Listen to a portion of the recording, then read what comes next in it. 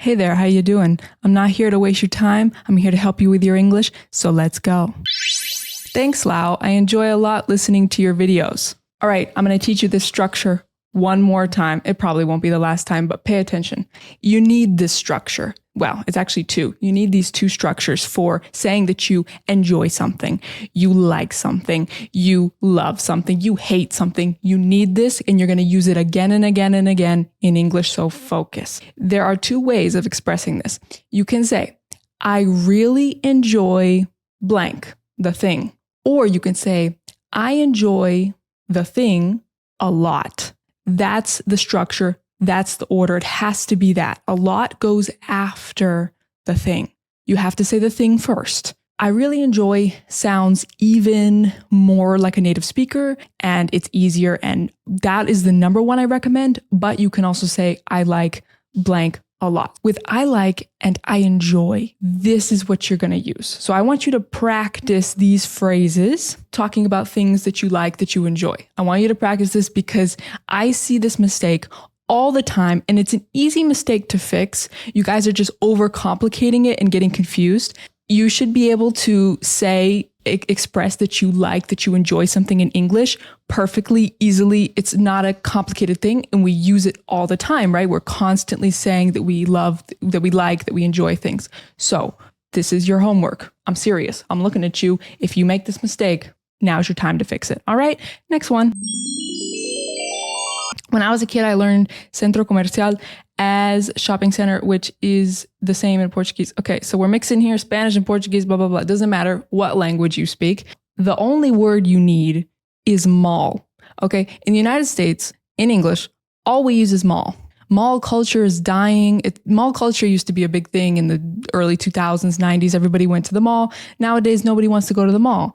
The mall is dying. The mall is not so popular in the US anymore. Yeah, some of the stores shut down at the mall. The mall's still there, but some of the stores are gone. They went out of business at the mall. All you need is mall. Forget everything else. Got it? All right, next one. Is too fast. TY, Profe Lau. My brain reads that as TY. Every time I read TY, I think it's a nickname for Tyler. I think it's Ty. A lot of native speakers don't write TY. Some of them do, but a lot of them don't. So it's kind of weird for my brain. I don't know. It's not a mistake, but just write thank you. Okay, the mistake here is too fast. You never, I repeat, you are never going to start a sentence with is, unless it is a question. I believe that is correct, okay? I've been saying that for a while now. Nobody's corrected me. I think that's correct. Unless it is a question, do not start a sentence with is, because it's going to be wrong. It has to be it's or it is. You need it, okay? You need it. And this is something that students struggle with because it's something very unique to English that doesn't exist in a lot of languages. You don't always have to say the thing. It's implied in the verb, but in English it's not. You need it. Next one. Okay, I understand, but is hard yet. All right, we did it again. You got to say it's. It's hard, not is hard, because what are you talking about? What is hard? What is hard? It's hard. It's hard. The other mistake is that you need to say still instead of yet. This is a common confusion. What is the difference between still and yet? So still is for something that is continuing. It started in the past and it is continuing now. It is still happening. Yet is for something that hasn't happened. It has not happened. It might happen in the future.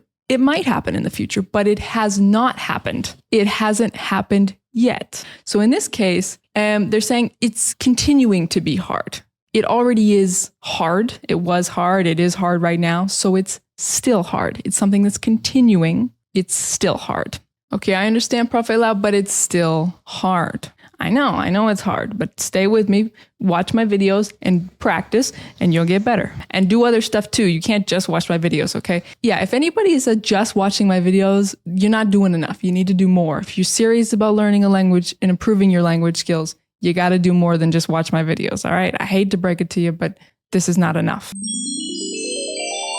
I'm French and I can understand 95% of the video. Fantastic. But I do many mistakes. Sorry, that wasn't sarcastic. Really, fantastic. That's awesome. But I do many mistakes when I speak English. Okay, and you just made another one.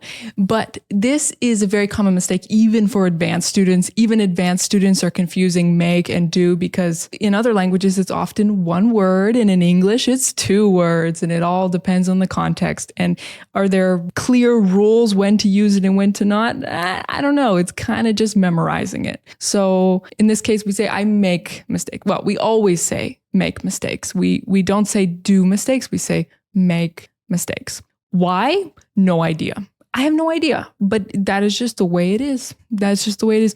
We make mistakes in English, and you just made a mistake, and that's okay. Here I am to help you with your mistake, to fix it. All right, next one.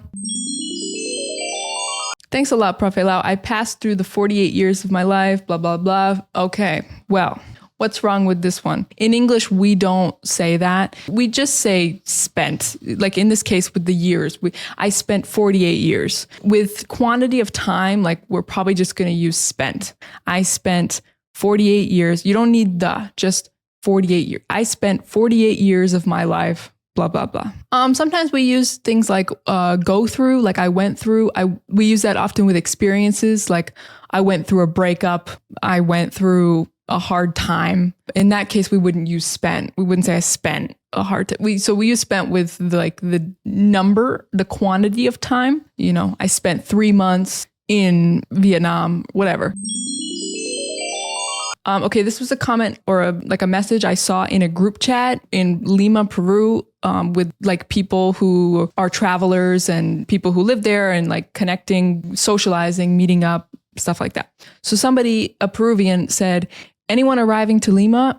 That should be a question mark.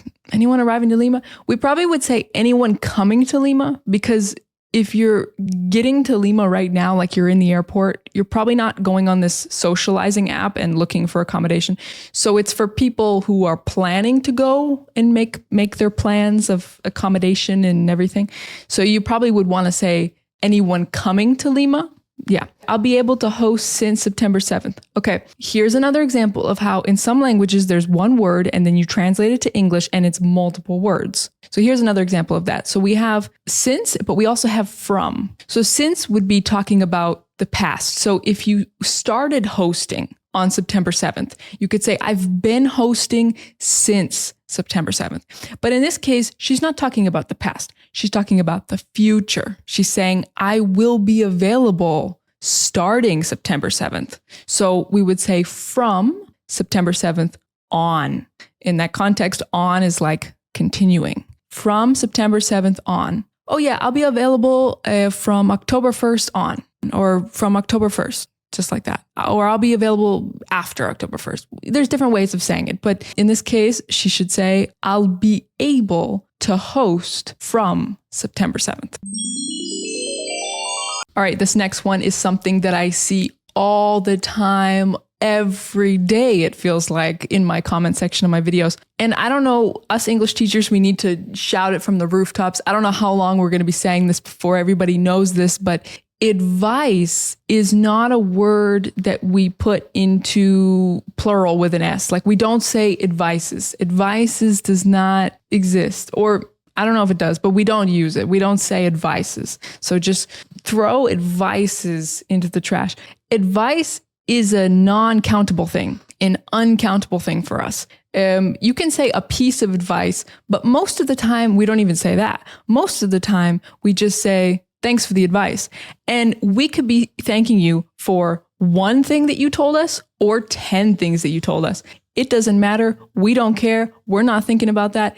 That doesn't matter. We're just saying thanks for the advice in general. The advice in general. So advice is this general, uncountable concept for us. You could say some advice. You could say, can you give me some advice? I would just write, if a native speaker was trying to write this comment or expressing this idea, they would just say, like, your advice is great. Your advice is always great. I always love your advice. Okay, next one.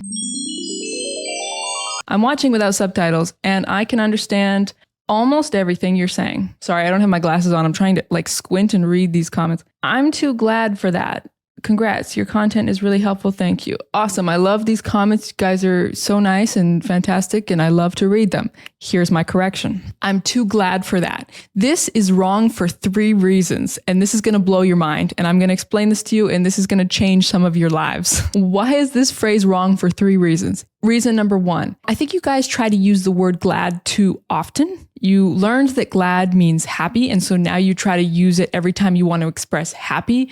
But we don't do that. We don't just replace happy with glad. Glad is for specific contexts. It's a little hard to explain, but probably ChatGPT can explain this better than me if you want to ask it to explain the difference in phrases and sentences. All I know is that we don't use glad and happy exactly the same. Happy is more general. You can use it all the time. I recommend, to be safe, just use happy. And then as you advance in English, you can see how native speakers use glad, and you can copy those exact phrases in those exact contexts. But I recommend just using happy. Just use happy. There's nothing wrong. We use happy all the time. But you wouldn't say I'm too happy. Why? Because when you use too, that makes it a problem. Now it's a problem. Now we got a problem. Why is there a problem? It's not a problem. You are very happy. You are really happy. You're so happy. Okay, this is what we would say. A native speaker would say, I'm so happy. I'm so happy right now. We say this all the time. I'm so happy right now. Oh my God, I'm so happy right now. Okay, and the final mistake is that we wouldn't say happy for that. This is a direct translation from other languages. I know it is. We say, I'm happy about that. I'm happy about that. Happy about that. So if you want to sound good in English, instead of saying, I'm too glad for that, you're going to say, I'm so happy about that. I'm so happy about that. Or I'm really happy about that. Or you can say, that makes me happy. So I hope those 3 corrections for one phrase, one sentence helped you. Next one. Thanks, Lau. I have enjoyed really much this video. Okay, so here we have another enjoyment disaster. It's the same thing. I'm going to give you the same advice that I gave you with the first one at the beginning of the video. I really enjoyed this video, or I enjoyed this video a lot. I see this a lot. We have a lot of enjoyment disasters. Everybody wants to express to me how much they love my videos, they enjoy my videos, they like my videos, and I appreciate you. I really do. I appreciate the love, but we're going to fix your expression of this because it's a little chaotic. You're overcomplicating it. You're using more words than you really need. All right. Let me know if these kinds of videos really help you, or if you prefer other kinds of videos, or what kinds of videos you prefer. What would you like me to talk about? Always let me know in the comments. Okay, have a wonderful day. You're doing great with your English. Keep going. You need to make mistakes in order to learn a language and improve. And you also need to identify them, and you need somebody to help you identify them sometimes. And then you can fix them, and then you get better. All right. So bye-bye.